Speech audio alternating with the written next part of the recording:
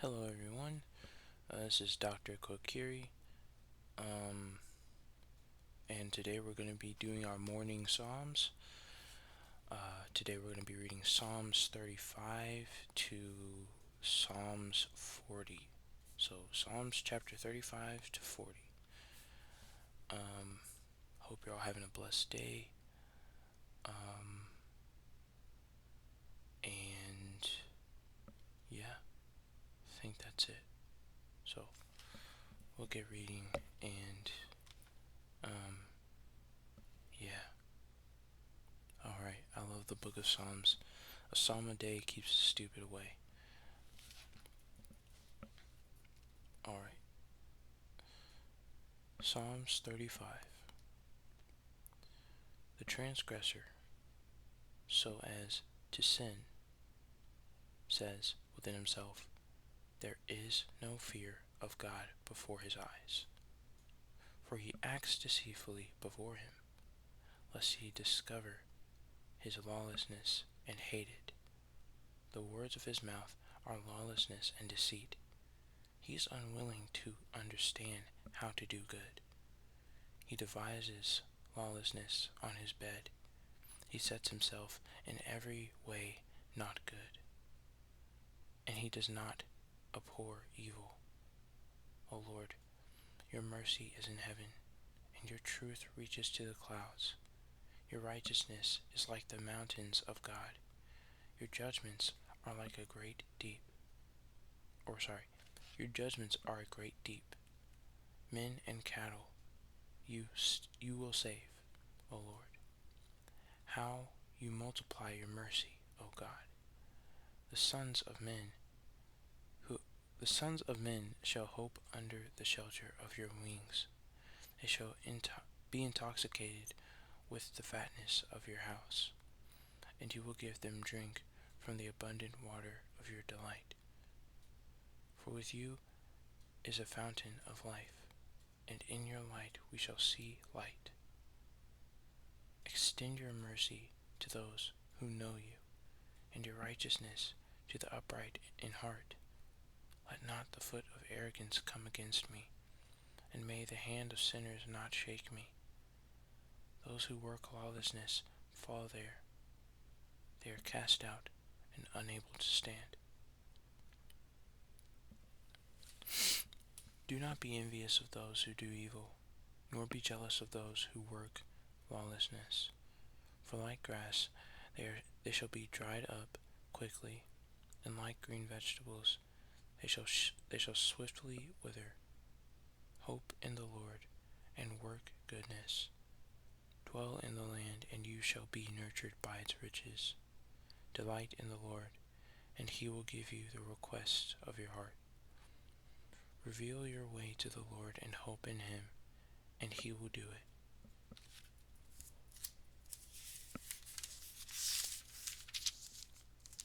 He shall bring forth your righteousness as light, and your judgment as the noonday sun. Submit to the Lord and supplicate him. Do not be envious of him who prospers in his way, nor of him who transgresses the law. Cease from wrath and forsake anger. Do not be envious so as to do evil, because evildoers will be destroyed. But those who wait on the Lord, these shall inherit the earth. For in a little while the sinner shall no longer be present, and you will look for his place, but not find it. But the gentle shall inherit the earth, and they will delight in the fullness of peace. The sinner will closely observe the just man, and gnash at him with his teeth, but the Lord shall laugh at him, because he foresees his day to come. The sinners draw the sword and stretch their bow, to cast down the poor and the needy, to slay the upright in heart. May their sword enter their heart, and may their bows be shattered. Better the little with the just man than the great riches of sinners. For arms of sinners shall be shattered, but the Lord supports the righteous. The Lord knows the ways of the blameless, and their inheritance shall be forever. They shall not be ashamed of an evil time. In the days of famine they shall be filled, and the sinners shall perish, and the enemies of the Lord altogether, when they glorify and exalt themselves. Like smoke they shall vanish away. The sinner borrows, but will not repay. However, the righteous man is compassionate and gives. For those who bless him shall inherit the earth, but those who curse him shall utterly be destroyed. The steps of a man are guided aright by the Lord, and he shall desire his way. When he falls, he shall not be broken to pieces, for the Lord supports him with his hand. I was young, but indeed I grew old, yet I have not forsaken the righteous. I was young, but I indeed grew old, yet I have not seen the righteous forsaken, nor his seed begging bread. Day in and day out he is merciful and lends, and his seed shall be a blessing. Turn away from evil and do good, and dwell unto ages of ages. For the Lord loves judgment, and he will not abandon his holy ones. They shall be kept forever, but the lawless shall be banished, and the seed of the ungodly shall be utterly destroyed. The righteous shall inherit the earth, and dwell upon it unto ages of ages. The mouth of the righteous shall meditate on wisdom, and his tongue shall speak of judgment. The law of God is in his heart, and his steps are not tripped up. The sinner observes the righteous man, and seeks to put him to death, but the Lord will not leave him in his hands, nor condemn him when he judges him. Wait on the Lord, and keep his way, and he shall exalt you to inherit the earth. You shall see sinners when they utterly are destroyed. I saw the ungodly greatly exalted, and lifting himself up like the cedars of Lebanon. And I passed by, and behold, he was not. And I sought for him, but his place was not found. Keep innocence, and behold uprightness, for this is the remnant of the peaceful man. But transgressors shall be utterly destroyed together. The remnants of the ungodly shall be utterly destroyed. Now the salvation of the righteous is from the Lord, and he is the protector in time of affliction. And the Lord shall help them and deliver them, and he shall deliver them from sinners and save them, because they hope in him. O Lord. Oh wait, sorry. That's the end of Psalm 35 and 36. So we'll keep going, and we'll actually finish up at Psalm 40. I think that's a good ending, because yesterday we did Psalm 41 to 46, I think, or 47. So yeah. Lord, do not rebuke me in your wrath, nor chasten me in your anger. For your sorrows are fixed in me, and your hand is resting on me. There is no healing in my flesh because of your wrath. There is no peace in my bones because of my sins. For my transgressions rise up over my head. Like a heavy burden, they are heavy on me. My wounds grow foul and fester because of my folly. I suffer misery, and I am utterly bowed down. I go all the day long with a sad face, for my loins are filled with mockeries, and there is no healing in my flesh. I am afflicted and greatly humbled. I roar because of the groaning of my heart. O Lord, all my desires is before you, and my groaning is not hidden from you. My heart is troubled, my strength fails me, and the light of my eyes, even this is not with me. My friends and neighbors draw near and stand against me, and my near of kin stand afar off. And those who seek my soul use violence, and those who seek evil for me speak folly, and they meditate on deceit all the day long. But I, like a deaf man, do not hear, and I am like a mute who does not open his mouth. I am like a man who does not hear, and who has no reproofs in his mouth. For in you, O Lord, I hope. You will hear, O Lord my God. For for I said, let not my enemies rejoice over me. For when my foot was shaken, they boasted against me. For I am ready for wounds, and my pain is continually with me. For I will declare my transgressions, and I will be anxious about my sin. But my enemies live, and are become stronger than I, and those who hate me unjustly are multiplied. Those who repaid me evil for good slandered me, because I pursue righteousness, and they threw away my love as though it were a stinking corpse. Do not forsake me, O Lord. O my God, do not depart from me. Give heed to help me, O Lord of my salvation. I said, this is Psalm 38 now. I said, I will guard my ways, that I may not sin with my tongue. I set a guard on my mouth when the sinners stood against me. I was deadened and humbled, and I kept silent even from good, and my grief was stirred anew. My heart was hot within me, and in my meditation fire will be kindled. I spoke with my tongue, O Lord, make me to know my end, and what is the measure of my days, so as to know what I lack. Behold, you made my days as a handbreadth, and my existence is as nothing before you. But all things are vanity, and every man living. Nevertheless, man walks about like a phantom. Surely in vain they stir themselves up. He stores up treasure, but does not know for whom he will gather it. And now, what is my patience? Is it not the Lord?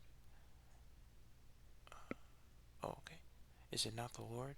And my support is from you. Deliver me from all my transgressions. You made me a reproach to the undiscerning. I was dumb and opened not my mouth, for you are he who made me. Take away your scourges from me. Because of the strength of your hand, I fainted. With rebukes you chasten a man for his transgression, and you cause his soul to waste away like a spider web. But every man stirs himself up in vain. Hear my prayer, O Lord, and give ear to my supplication.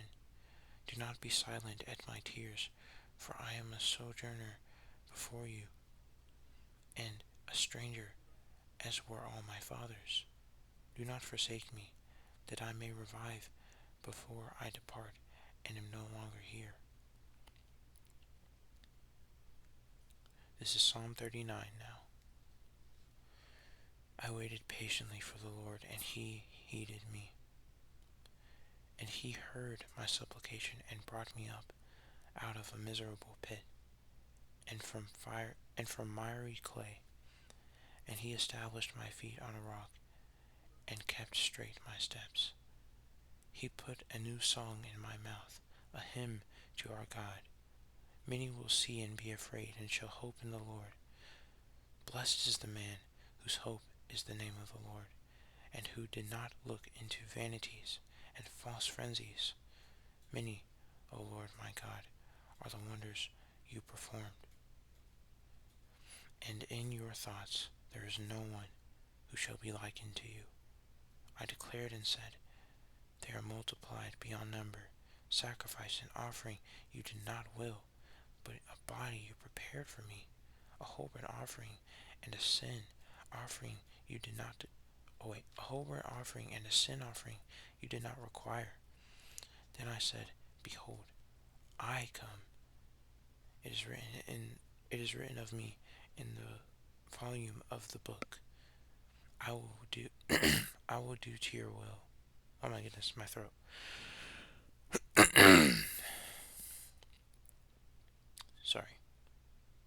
It is written of me in the book of the in the volume of the book. I will do I will I willed to do your will, O my God, and your law in the midst of my heart. I proclaimed righteousness. I proclaimed righteousness in the great church. Behold, I shall not restrain my lips, O Lord. You know. I did not hide your righteousness in my heart. I declared your truth and your salvation. I did not hide your mercy and your truth from the great congregation. O Lord, do not remove your compassion from me. May your mercy and your truth take hold of me continually, for evils without number surrounded me. My transgressions overpowered me, and I could not see. They multiplied more than the hairs of my head, and my heart failed me. Be pleased, O Lord, to deliver me. O Lord, give heed to help me. May those who seek my soul to make away with it be disgraced and confounded together. May those who wish evil for me be turned back and disgraced. May those who say to me, well done, receive their shame immediately. May all who seek you, O Lord, rejoice exceedingly and be glad in you. And may those who love your salvation say continually, the Lord be magnified. But I am poor and needy. The Lord will take care of me. You are my helper and my protector. O my God, do not delay. Alright, Psalm 40. This is the last one. Blessed is he who understands the poor and needy. The Lord will deliver him in an evil day. May the Lord keep him and give him life, and make him blessed on the earth, and not deliver him into the hands of his enemies. May the Lord help him on his bed of pain. You turned his bed from sickness to wholeness. O Lord, I said, have mercy on me. Heal my soul, for I have sinned against you. My enemies speak evil things against me. When will he die, and his name perish? And if he comes to see us, he speaks in vain. His heart gathered lawlessness to itself. He went forth and spoke the same. All my enemies whisper together against me. Against me they devise evil for me. They testify a lawless word against me. Since he is asleep, he will rise up again? Oh, I see. Sorry. They testify a lawless word against me. Since he is asleep, he will rise up again? For even the man of my peace, in whom I hoped, he who ate my bread, dealt deceptively with me. But you, O Lord, have mercy on me, and raise me up, and I will repay them. By this I know you are pleased with me, because my enemy did not rejoice over me, and because my innocence you supported me, and established me before you forever. Blessed is the Lord, God of Israel, from everlasting to everlasting. Amen. Amen. Alright, that's the end of the psalm. That is the end. And I chose these psalms just because I really just wanted to not go forward in the book of Psalms until I went back a little more.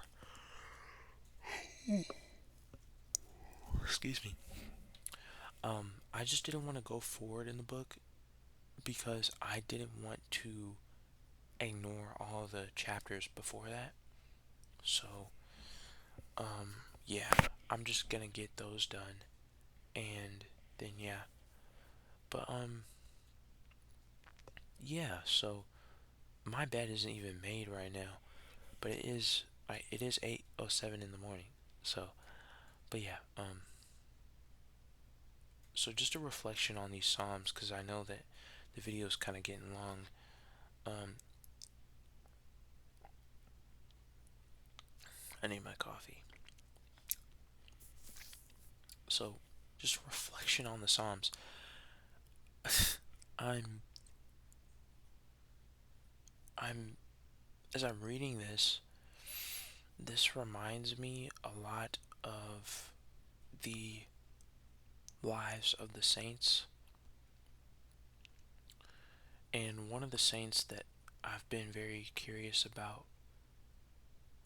I'm curious about all of them, um, but Saint Paisios um, is very, very, and Saint Paisios, but this also reminds me of Saint Nectarios and Saint Gabriel. Saint Nectarios of Aegina and Saint Gabriel of Georgia. The reason this reminds me so much of like their lives and their testimonies is because of the persecution they faced because of their faith and because of their Christianity and how authentically they chose to live it. Um, in that life of monasticism that is just to every Orthodox Christian is just so like even to you know even those who aren't Orthodox can see the monastic life and be like, wow, that really is truly something beautiful. There's something beautiful about this. And as someone who's practicing celibacy, um, the we're very much, especially today in this society, um, who's practicing celibacy, as someone who's practicing celibacy in this day and age, um, this really comforts me because these psalms are reminding you of, excuse me, the one King and Comforter, um, who we all need to rely on. Like Christ is literally offering us all a hand, um, and allowing spiritual aid to come into our lives. All we have to do is follow Him. All we have to do is submit to Him. And how we do that is truly, as an Orthodox, well, as someone who's inquiring of the Orthodox Church, I'm starting to see that it truly is,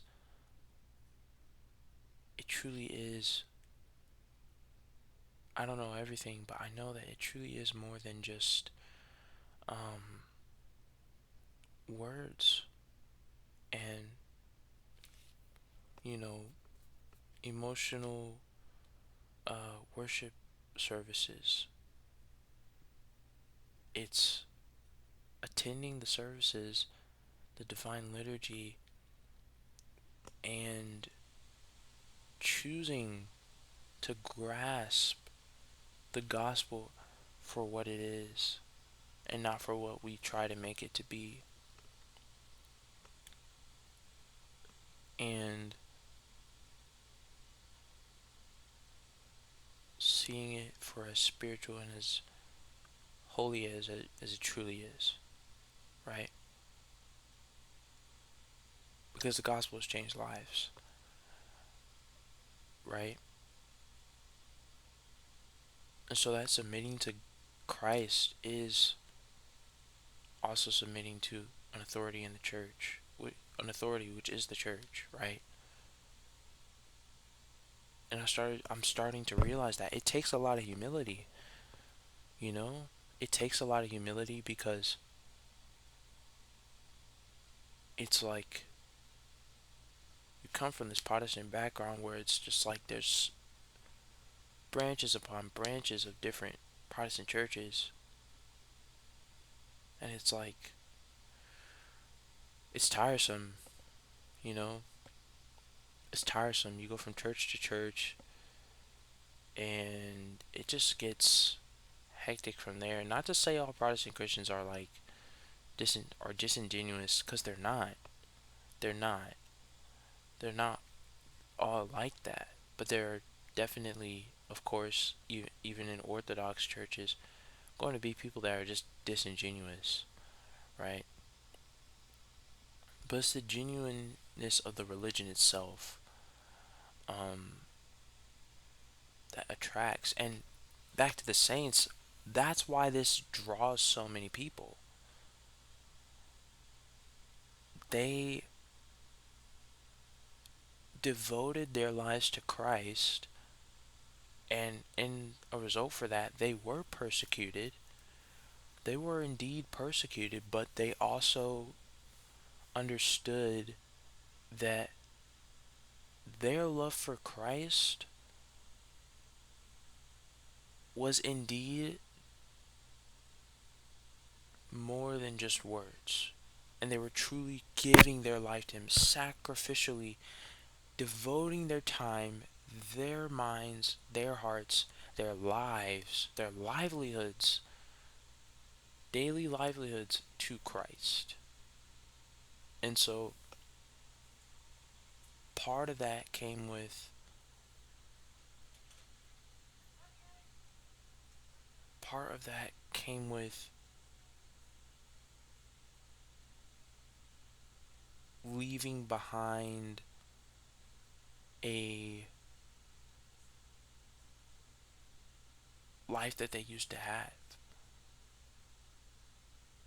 The world in and of itself, possibly, it had to be left behind, right?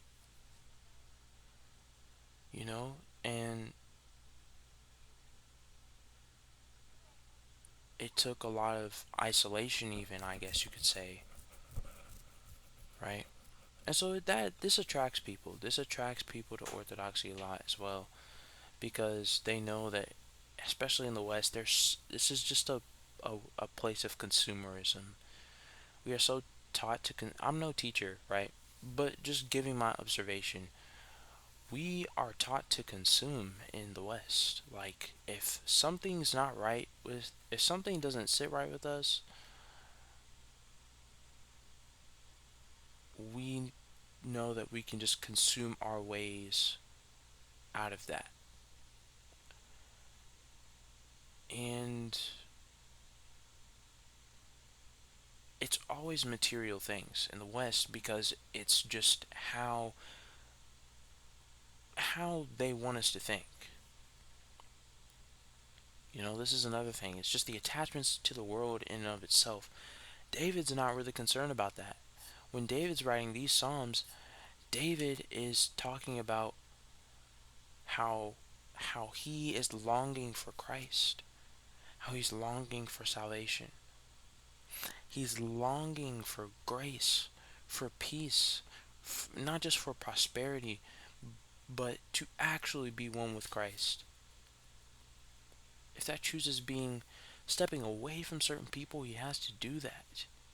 If that means God taking people out of his life like he's asking, sure, maybe not in the way that he's asking it, killing these people off, but taking people out of his life, that's that's what he's asking. That's what he's asking. You know, because he knows that those people are not worth losing God over. And recently this has been resonating with me a lot, you know,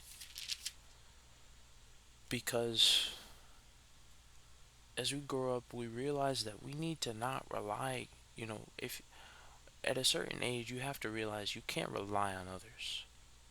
You can't rely on others. This is dangerous. If you rely on others, you'll be terribly mistaken and disappointed. You have to rely on Christ. He is someone you can truly rely on. He is someone you can truly rely on and trust and seek and eventually find. But when you put that burden on human beings like yourself, it's a burden too heavy to bear for that person, whoever that may be, right? And this is another reason why Christ is so essential. And I think I'm actually going to read this note, but this is in verse, this is in uh, Psalm 37, which is one of the chapters we just read, one of the Psalms we just read. Um, I'm just going to read the notes. It says, Psalms 37 reveals the great love of Christ for mankind in his suffering and death on the cross, especially for, uh, especially for I am ready for the wounds and my pain is continually with me. So that part when it says that, this is you have to keep in mind this is also reflecting Christ's suffering. Let's keep going. And then it says, and although he was separate from sinners, which is in Hebrews chapter 7 through 26, and knew no sin, which is second Colossians chapter 5 verse 21. Yet out of his great compassion for sinners, he prays this prayer in a relative's sins as though he were one of them. Uh, so he takes the place of sinners as one of them and intercedes to the Father for their salvation in the midst of his sufferings and death on the cross. And it goes on and it goes on because we know that these psalms are representing what Christ feels. As we go out throughout David's suffering, you can tell that going in the Gospels and Christ's crucifixion and the prophecies that he spoke and the even the psalms that he quoted, he's fulfill, he's fulfilling prophecy. I'm sorry, I'm so tired. But anyways, it's getting long in this video. Um, I think I could keep going maybe for 7 more minutes on this, or just a couple more minutes.